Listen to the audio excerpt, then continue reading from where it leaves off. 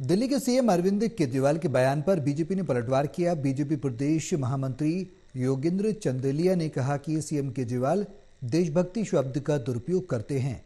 उन्होंने कहा कि मोदी सरकार का कार्यकाल भारत की प्रगति गौरवशाली मोदी सरकार के कार्यकाल में रही है।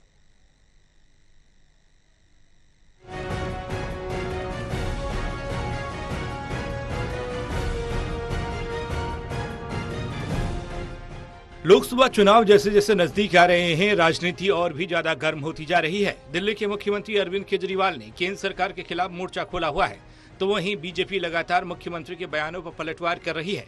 हाल ही में सीएम अरविंद केजरीवाल द्वारा दिए गए एक बयान पर बीजेपी ने तल्ख रुख अपनाया है।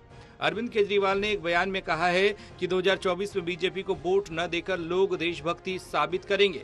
इस बयान पर पलटवार करते हुए बीजेपी के प्रदेश महामंत्री योगेंद्र चंदोलिया ने कहा कि देश के लोग अच्छी तरह समझ सकते हैं कि दिल्ली के मुख्यमंत्री अरविंद केजरीवाल को 2024 में बीजेपी की सत्ता में वापसी का डर क्यों है, क्योंकि इससे यह सुनिश्चित हो जाएगा कि उनकी सरकार का हर भ्रष्टाचार उजागर हो जाएगा और उनके कुशासन का भी अंत हो जाएगा।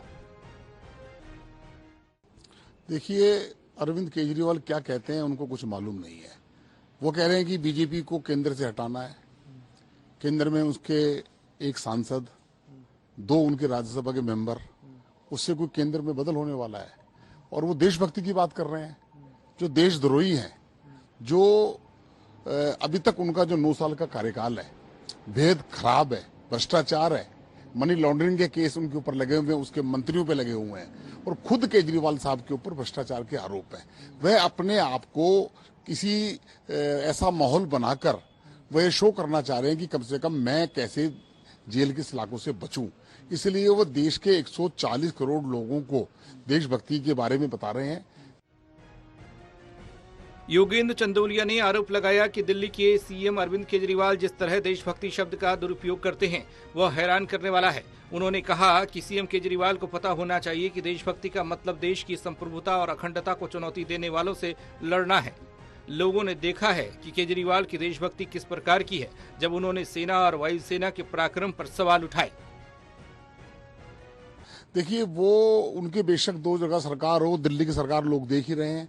एक उनका, 2 उनके मंत्री हैं, एक सांसद अंदर है। अब केजरीवाल जी की बारी है। केवल अपने आप को ये ड्रामा कर वह सुर्खियों में आना चाहते हैं कि बीजेपी पर आरोप लगाकर।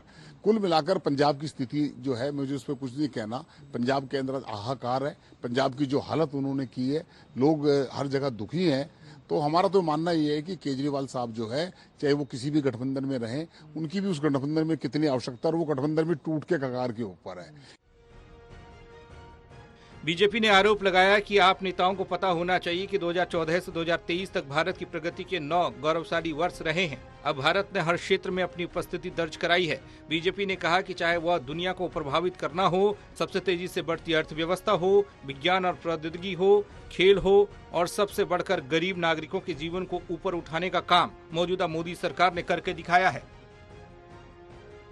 Pranay Sharma, Total News, Delhi.